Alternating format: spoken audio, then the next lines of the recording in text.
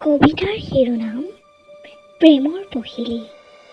কথা লক্ষীন্দ্ৰ গগৈ, পাঠ কৰিছে হিয়াশ্ৰী শিৱমে। প্ৰেমৰ পখিলী। হেৰ' মোৰ প্ৰেমৰ পখিলী, ভালে আছানে তুমি? তোমাৰ সৈতে বাৰ্তালাপৰ সুবাস লভা আজি বহুদিনেই হ'ল। বৰকৈ মনত পৰে মোৰ, জানানে তুমি?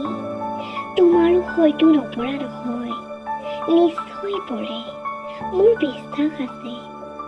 কিন্তু তুমি জানো সন্দেহৰ টুকুৰাটি এৰিব পাৰিছা?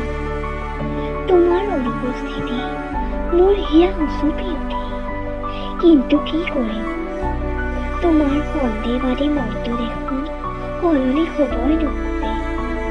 বাৰ্তালাপৰ বিৰতিৰ বাবে তুমি নাভাবিবা প্ৰিয়ে, মোৰ ৰিক্ত হৃদয়ৰ কেঁচা মৰমবোৰ আনৰ হ'ব বুলি। এই কবিৰ প্ৰতিটোপাল তেজত কেৱল তোমাৰেই চিনাকি, মৰমবোৰো ঠিক একেই। তুমি নামৰ পখিলাটিকহে সাৱটিব খোজে। দুষ্ট চকুজুৰিও সুন্দৰীৰ আগত অন্ধ হৈ পৰে। এগৰাকী সন্দেহহীন নাৰী হিচাপে এদিন পুনৰ লগ পাই এক হোৱাৰ আশাৰে আজিলৈ এৰিছো দেই প্ৰিয়ে। কাব্য ৰচিবলৈ দেখোন সময়েই নোজোৰে। ধন্যবাদ।